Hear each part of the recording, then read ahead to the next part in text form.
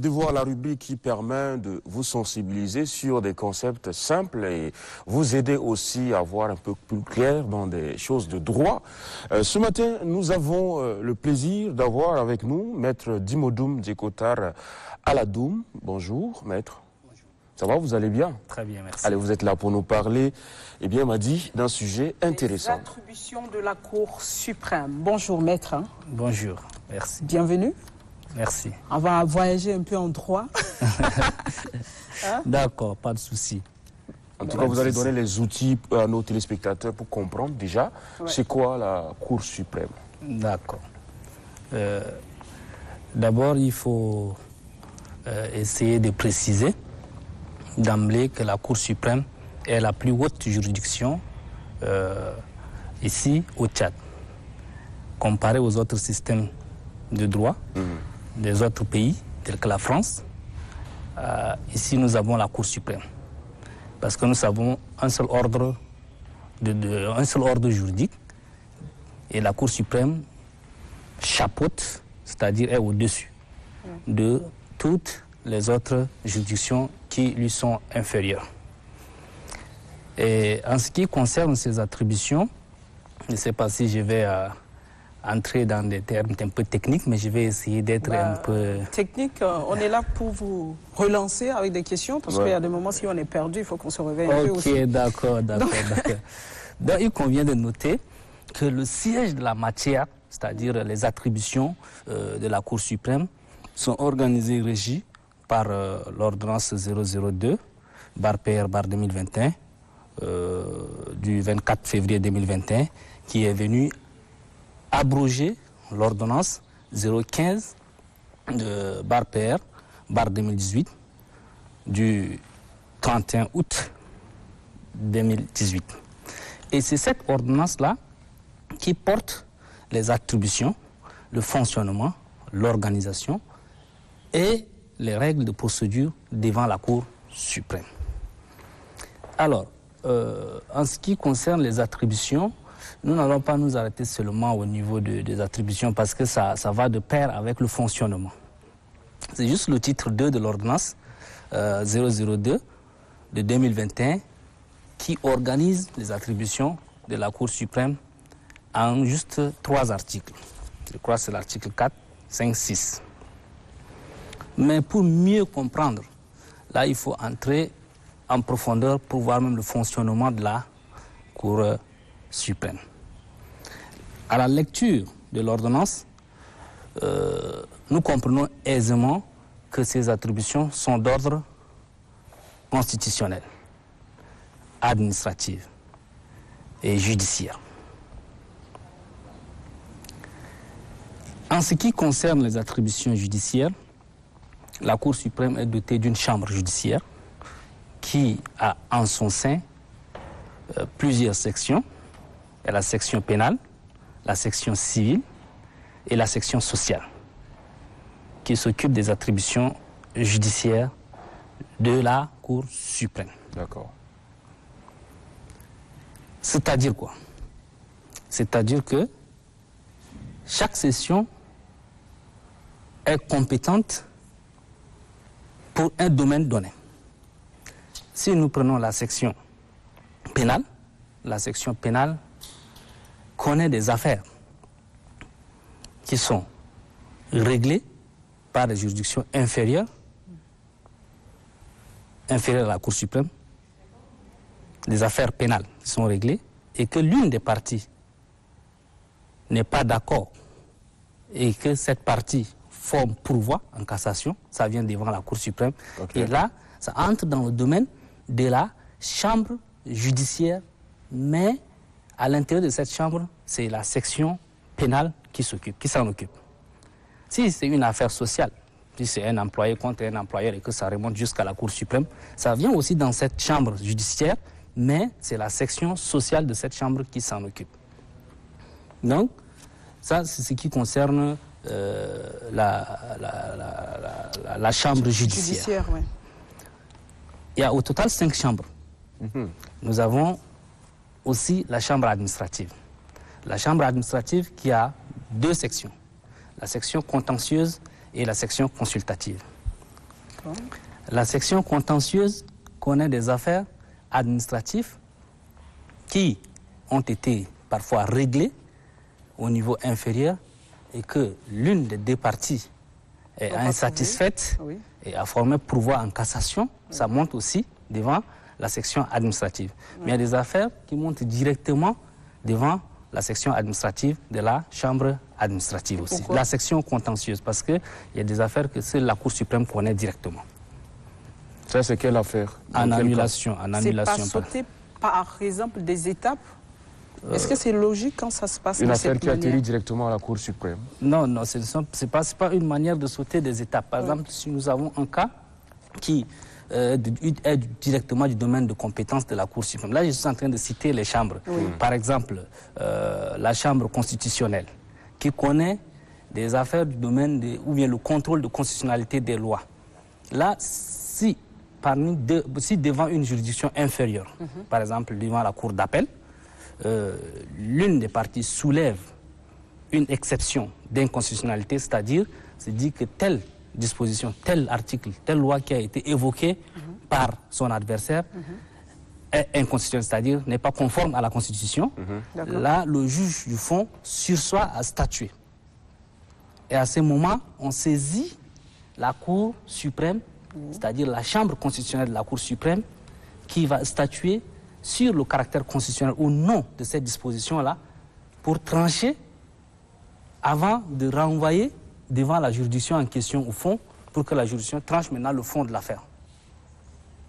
Vous et moi, on vient devant une juridiction pour une réclamation de créance ou une affaire donnée et que moi j'évoque une disposition pour soutenir mes moyens de défense et que vous avez constaté que cette disposition est anticonstitutionnelle, il ne ressort pas maintenant du domaine ou bien de la compétence du juge de fond de nous dire que c'est constitutionnel ou anticonstitutionnel parce que le juge de fond n'est pas le juge constitutionnel.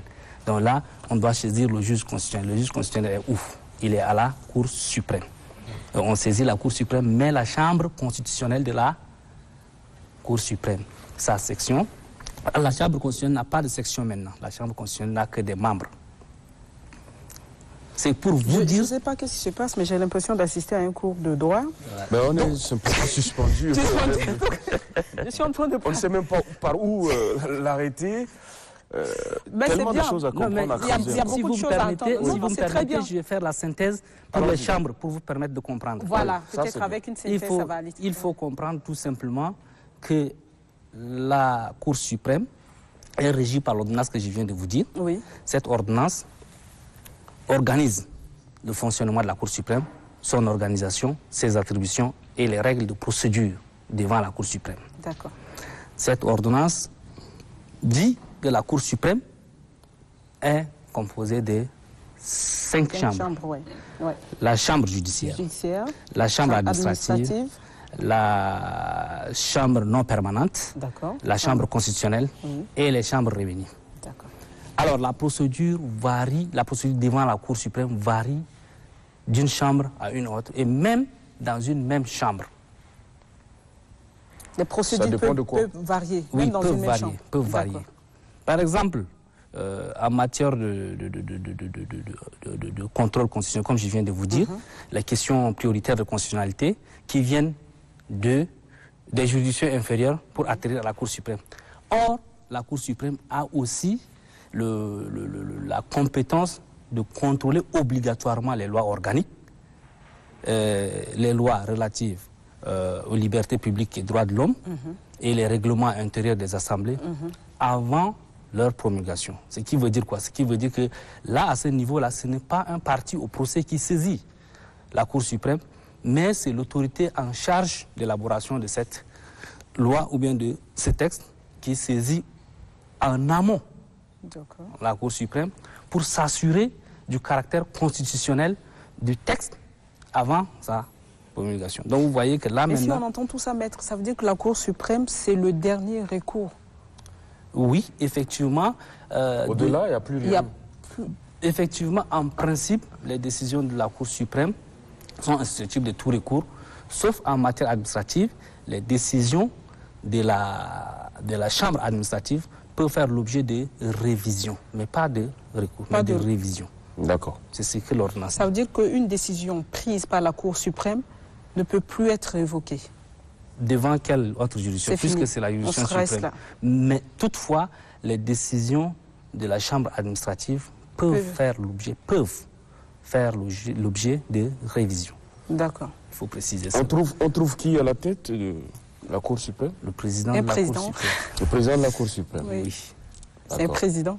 Donc, c'est pas pour rien qu'il décide, on ne revient plus dessus. Le président de la Cour suprême. Voilà, c'est important pour le citoyen lambda qui nous regarde. Voilà, très important, très important. Merci beaucoup, maître. Hein? Et c'est fini? Ah non, ça ne peut pas finir comme ça. Maître, il y a encore tellement de choses à dire. Oui, il y en a tellement sur la Cour. Mais je vous ai juste situé par rapport à... Il avait envie d'expliquer aussi toutes les chambres là aussi. Voilà, ça, par rapport aux différentes chambres. Mais les chambres sont organisées en interne. On trouve les sections pour certaines chambres et pas pour toutes les chambres. Maintenant, comment on désigne ceux qui sont dans les chambres? Oui. La Cour suprême, son organisation, nous avons ce qu'on appelle le siège, le ministère public, le commissaire à la loi, le secrétariat général et le greffe. Okay. Maintenant, ces organes-là sont composés, sinon constitués, des personnes qui sont désignées. Parfois des magistrats, parfois des hauts cadres, des juristes chevronnés sont désignés et selon une méthodologie de désignation répartie entre le président de la République, le président de l'Assemblée, etc. Bon, tout ça, on ne peut pas finir ici, comme vous l'avez dit. Donc, c'est une manière de dire que, en ce qui concerne la Cour suprême, s'il faut entrer encore dans les détails, on ne peut pas finir dans... En 10 minutes, c'est pas possible. C'est très vaste. C'est vaste. Hein. C'est très vaste. Donc on y reviendra une autre fois, avec la permission, parce que là, il décide quand même d'arrêter de parler, c'est déjà bien. C'est déjà bien. L'essentiel a été dit, surtout pour ceux qui nous regardent, ils se sont fait une idée quand même de ce que c'est que la Cour suprême. Mandoué, ça va? C'est ça l'essentiel. Tout va. Un peu dans les nuages, Mandoué. Oui, je me demandais, est-ce que vous n'avez pas une chambre à louer là-bas? Parce que j'entends beaucoup les chambres. C'est pas mon domaine. Qu'est-ce qu'une chambre? Ouais. Justement, il avait envie aussi de comprendre hein, qu'est-ce que c'est qu'une chambre. Donc, voilà.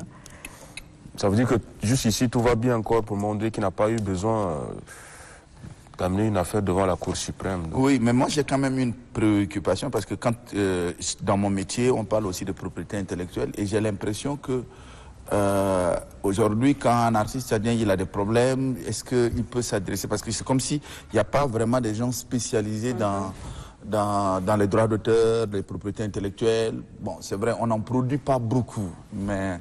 Au cas où une personne utilise la chanson de Mandoué... Oui, parce qu'il y a eu beaucoup de cas comme ça. Il y a trop de camouflage dans ce domaine-là, où par exemple les compagnies de téléphonie mobile peuvent utiliser ma musique. Quand je m'adresse à eux, ils vont me dire que non, c'est les maisons de droits d'auteur qui les ont autorisées. Je me dis, mais une maison de droits d'auteur, pourquoi ils doivent vendre moi ma musique puisqu'ils ne sont pas producteurs?